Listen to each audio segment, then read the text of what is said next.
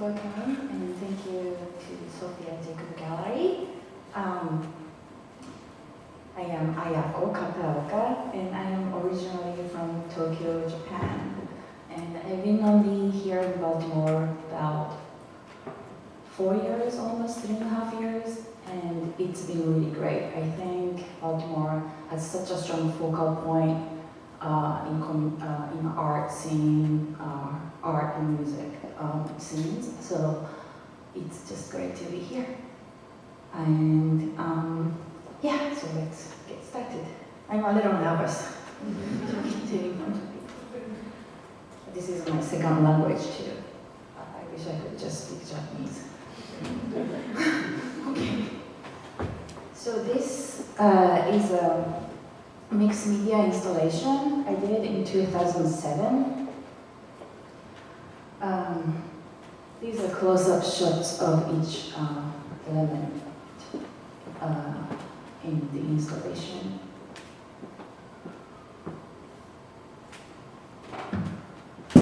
And this is the overall description.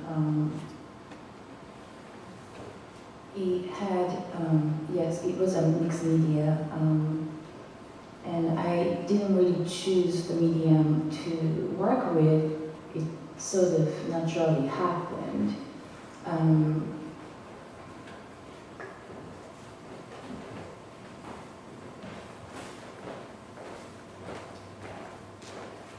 I was sort of focusing on the concept of letting things naturally reveal rather than control any type of medium or practice. I didn't choose sound or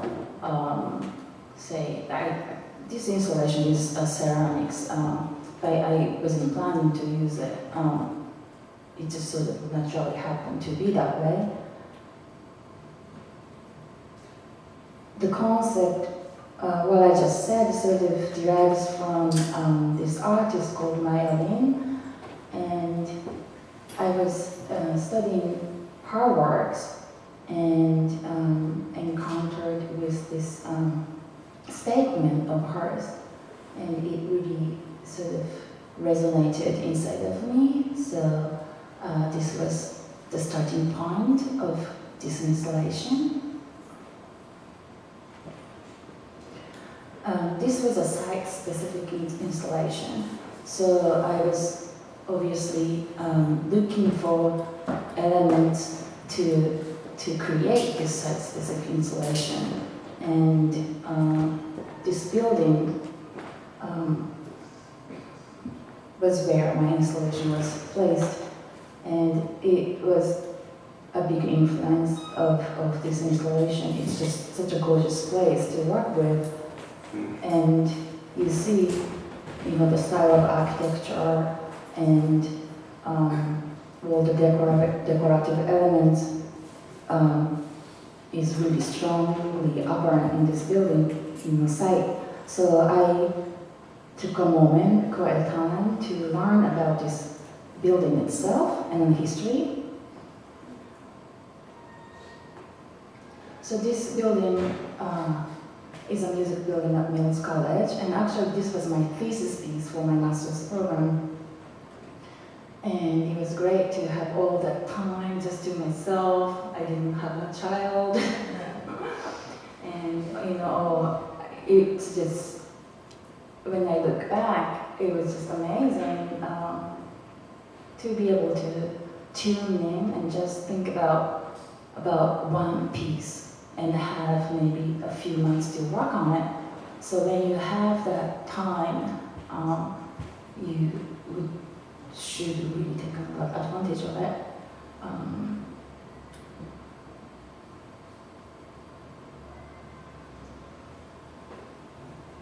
So let's see, maybe I want to go back to the picture so it's easier to see. So this is the main entrance, North Portal, and as you see, you can see, it's pretty much Western influenced style, and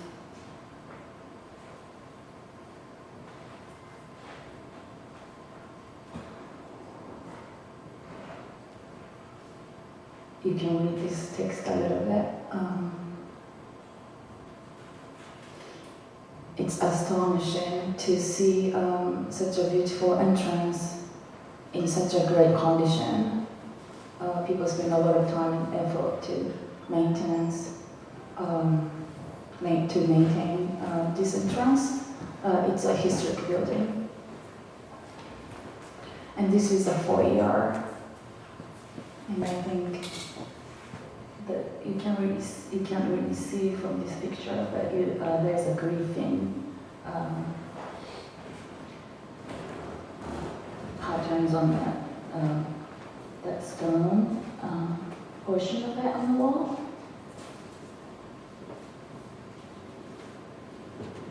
And this is inside of the concert hall.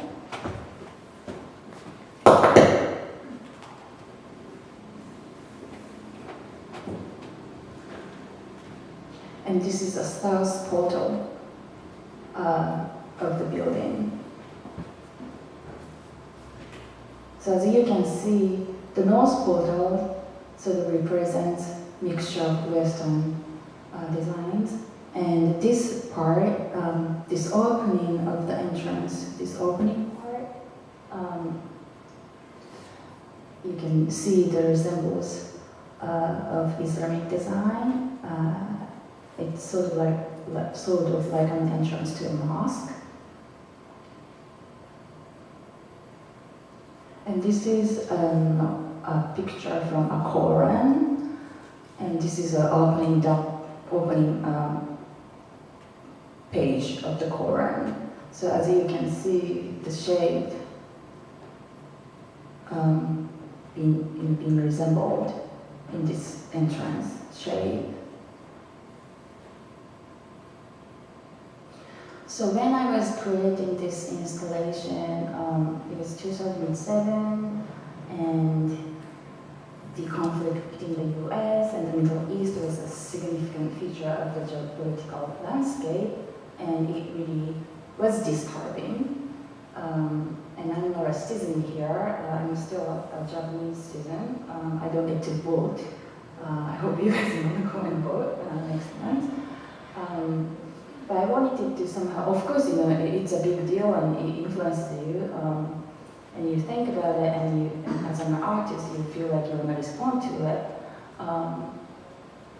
But I'm not really a politician, and I'm not really an activist. And back then, I wasn't really involved in community art that would focus on our social problems. So my take for this conflict was to create something more private, personal, and somehow display a statement installation.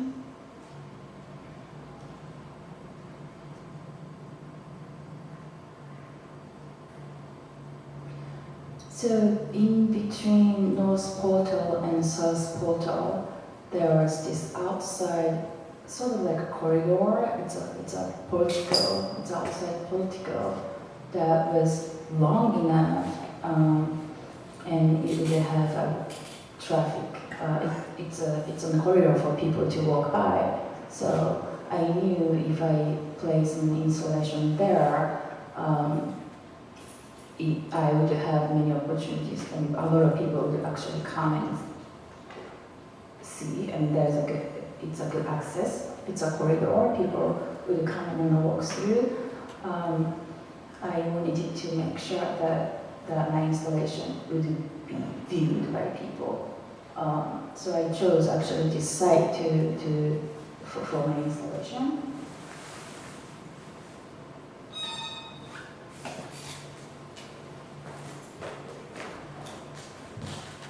And I thought it was a great space to sort of place my installation that was somehow meditative, somehow political, somehow personal. And in between those two portals, one is representing Western motifs and the other still representing resembles of Islamic art. I wanted to create something in between. The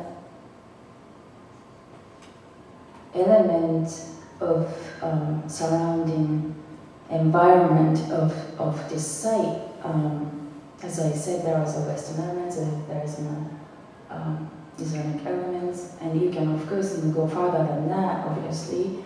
And also there is plants and trees that are indigenous to Eastern Asia. So it was a great, perfect space for me to create something that's really cohesive as a whole. So it was really exciting. So this is the final view of the installation, looking from outside.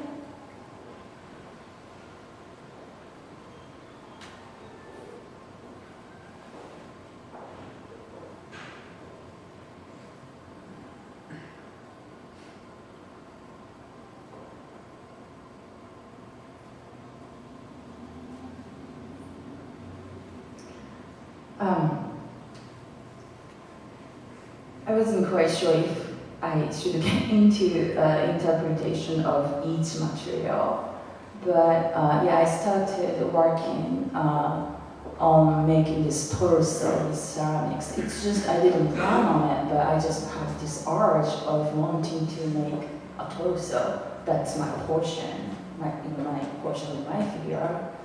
So I just started working with ceramics upholstering and started building it with hand.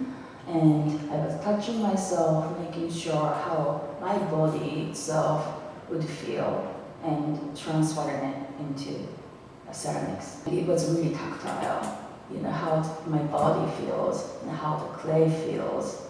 It was quite tactile and visceral. And I placed the tab, bus tab, and then also onto a salt. And salt probably means, purification to a lot of people. It's adapted from in my culture, in Shinto, we use salt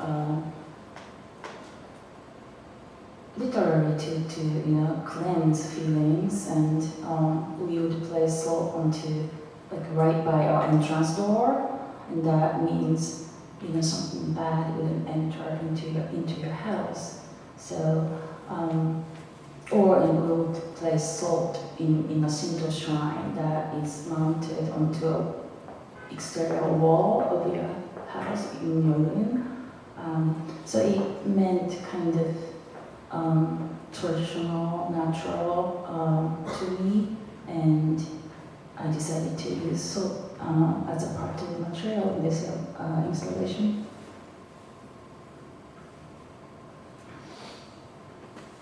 And my program at Mills was actually electronic music and media, and I surprised Cora and Jenny that we worked with reel-to-reel, and worked a lot with the recording and mixing, and with analog equipment and all the synthesizers, ukula, and all that, and it was just it's my practice, and we use a lot of real tapes, but I really wanted to recycle the tape, so I decided to use the tape and incorporate that into my installation. And since this is a very private installation, it's viewed for people, but the concept is pretty private, and I wanted to bring a meditative state in this piece. So I used the tub because I bathe every day. It's part of my culture, bathing every day. and it's cleansing. So that's that.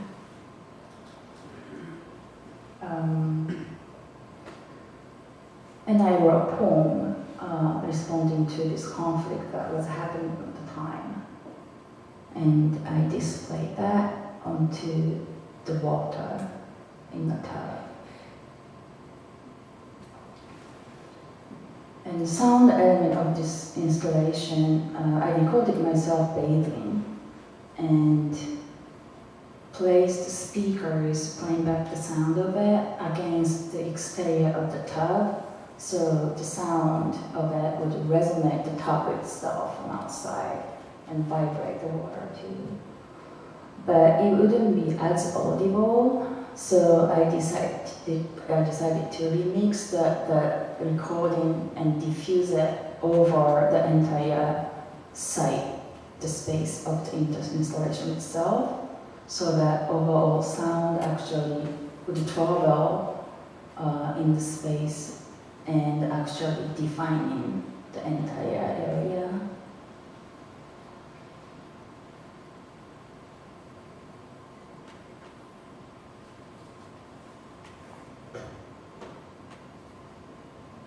So this is documentation clip, a short clip.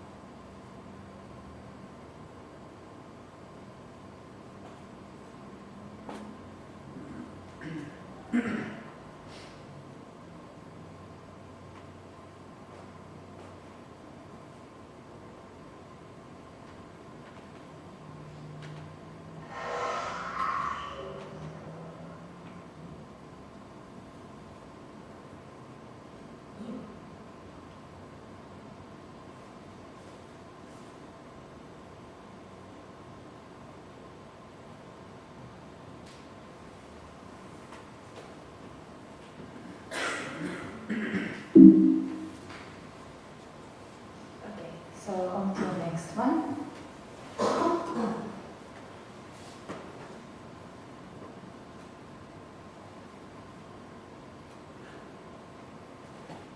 So this is a sound sculpture I made based on the recording of one person, one female saying I love you.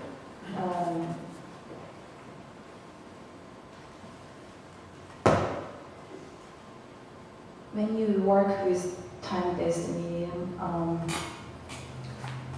it changes over time, and that's the beauty of it. But I wanted to really capture the sound in a solid form, so I was just trying to find a way to do it And luckily,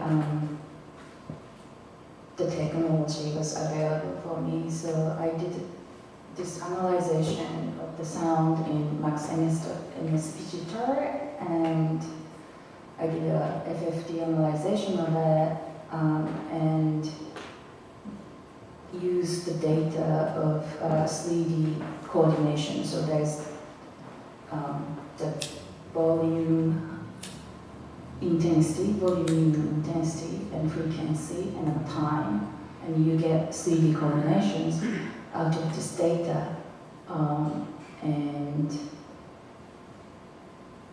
you can use this data into any type of like a CAD program. So that's what I did. I don't know if it's good to reveal that process, but it was really quite interesting, introducing technology that was available for me at the time. So this graphics is, it's actually an object file, .obj. So if you take those numbers and data of 3D coordinates and open it up in like a CAD program, this is how it looks, and you can send it to like a rapid prototype machine.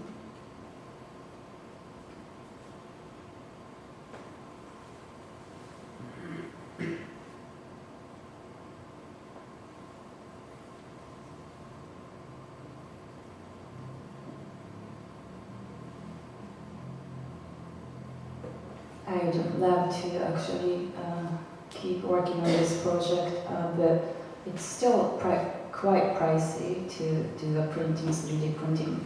So if you hear anything about any great funding available, let me know. Okay, so the last two pieces were installation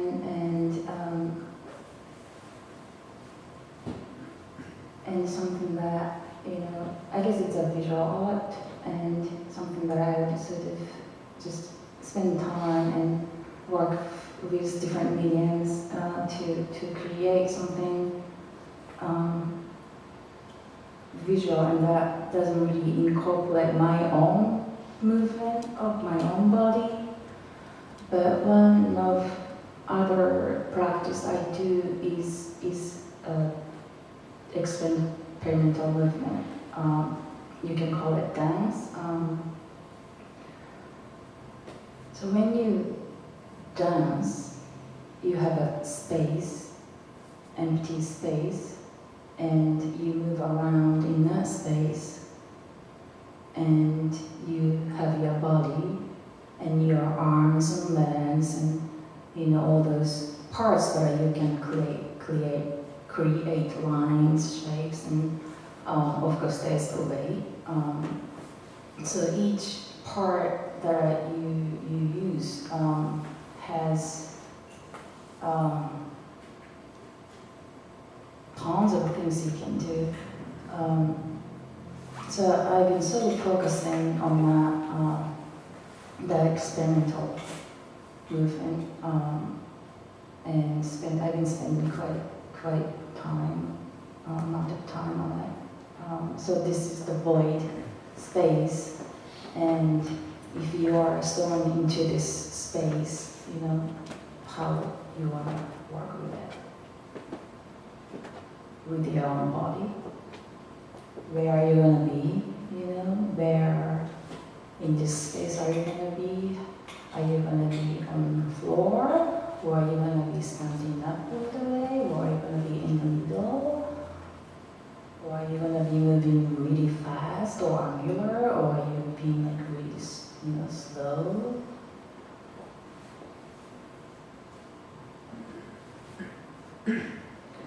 So I was born into the family where my ancestors were priests of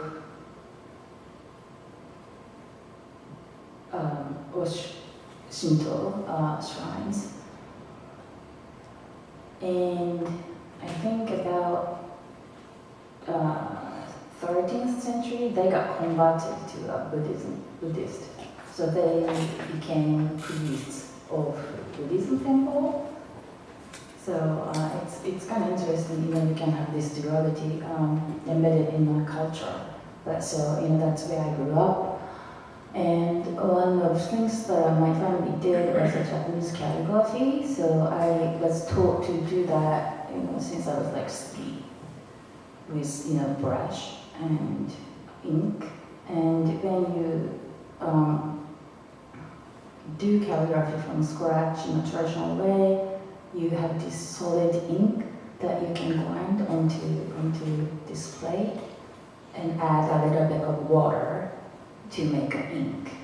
And you can control by how much water you're adding, the graduation of gray, and you just kind of decide what kind of thickness of the ink you want to work with. And this is mostly using a Japanese alphabet, except 2 Chinese characters. It is not completely print, it's a little cursive. It's going from right, from top to down, going this way.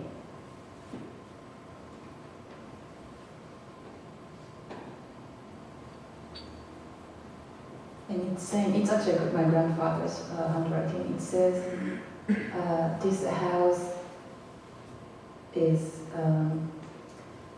hosted by kind devils. Anybody is welcomed.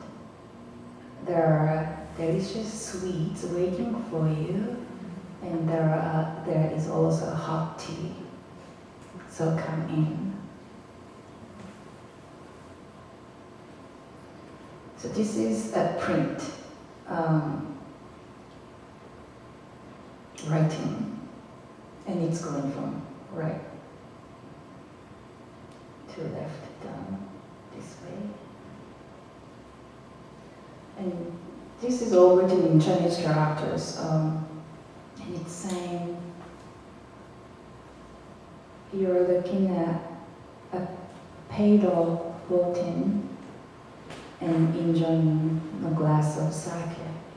So it's a haiku written in printed calligraphy. But on the right, the small characters is actually describing what this haiku means in a combination of Japanese and Chinese characters in a cursive way. So the small letters are, most of them are exactly the same letters, but written in a cursive style.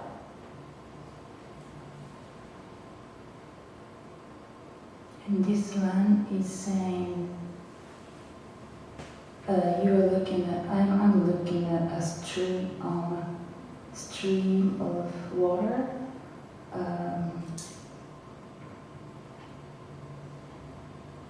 And I am finding the way of Tao.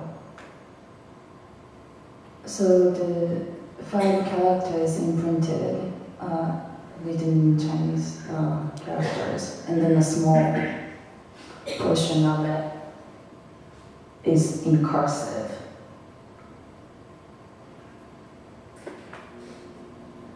So you can see how printed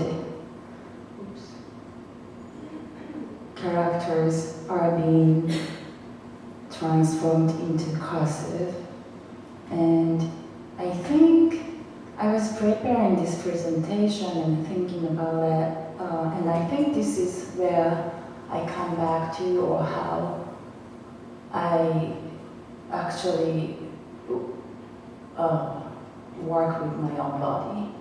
So, writing like this, maybe, it's kind of like practicing ballet. There is like a definite form of it, and there's definite ways to actually execute, to write in this style.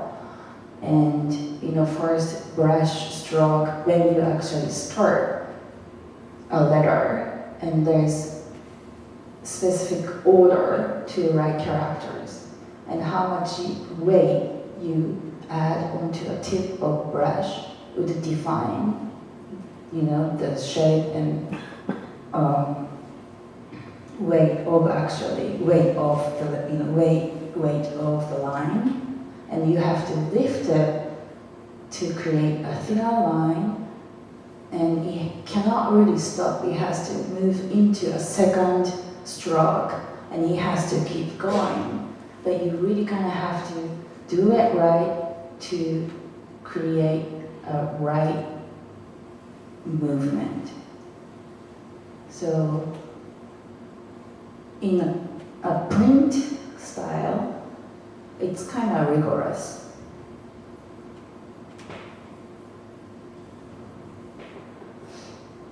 So if I think about it,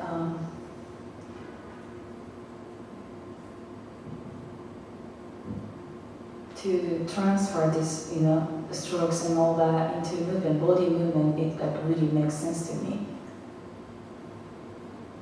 Does it make sense to you? Yeah. Okay, so I'm doing that with my body these days, a little bit more often than usual. This was a photography from this improvisation session with three musicians, and they're just like improvising. There's no score, they're just playing against each other, just making things up as it moves. And I am dancing, so there's no prepared materials per se. And those are my legs, if you can tell.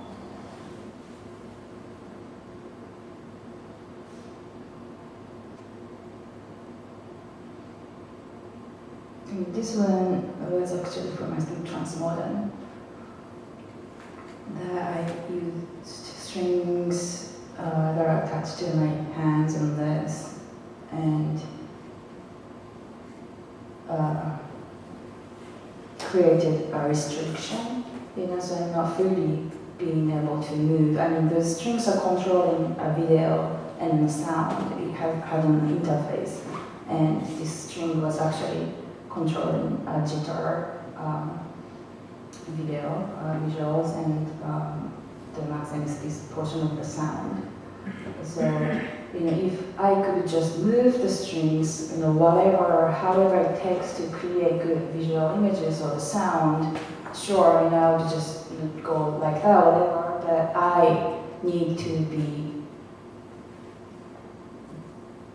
in a way, dancing. So it was really restricting to create visually appealing, in a way, dance, and at the same time create the sound and visual going on at the same time. So creating this restriction was a way to challenge myself and makes things interesting to myself, actually. So yeah.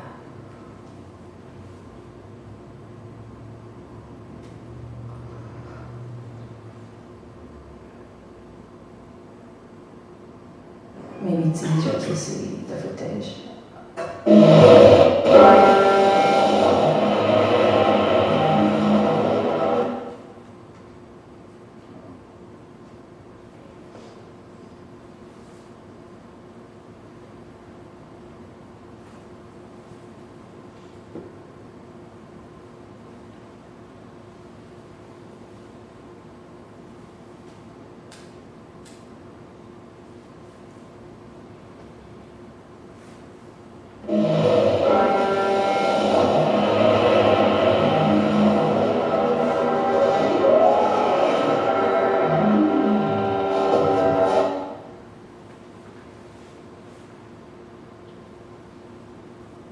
So it's not really loading fast enough.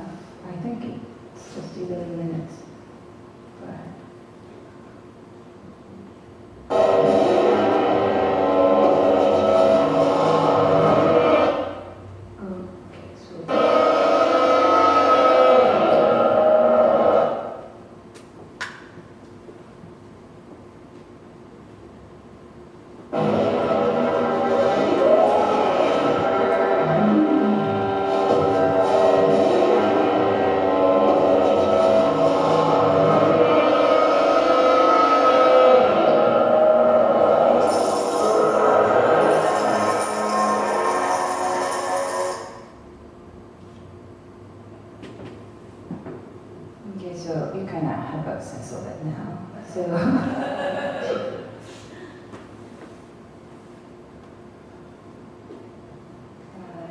when they face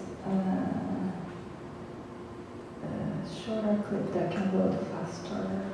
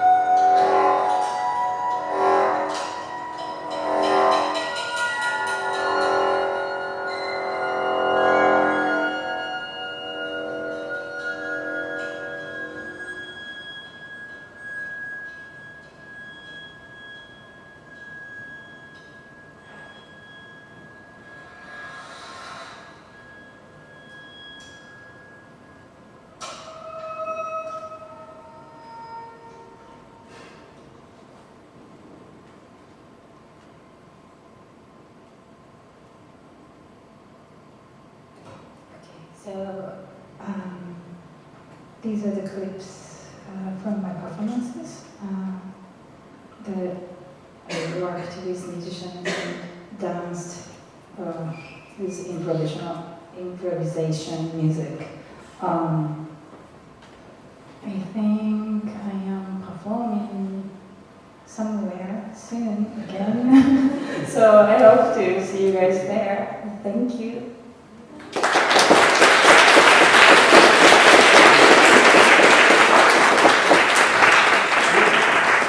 We have time for one or two questions if anyone has anything to ask.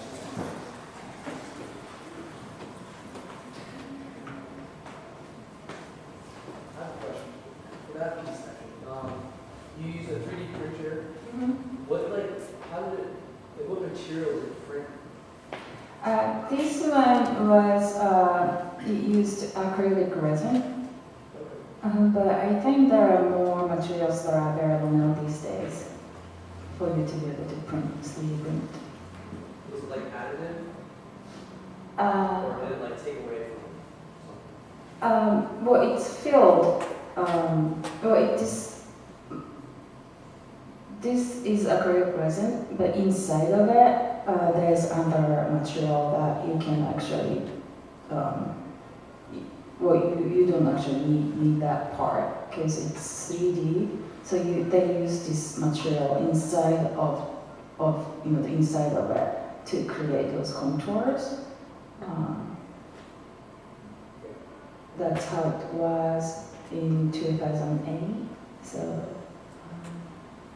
I know that David from sophiajacob knows more about recent materials that are available and ways to do 3D printing. So he's here tonight, and I think he's a good person for you to ask that.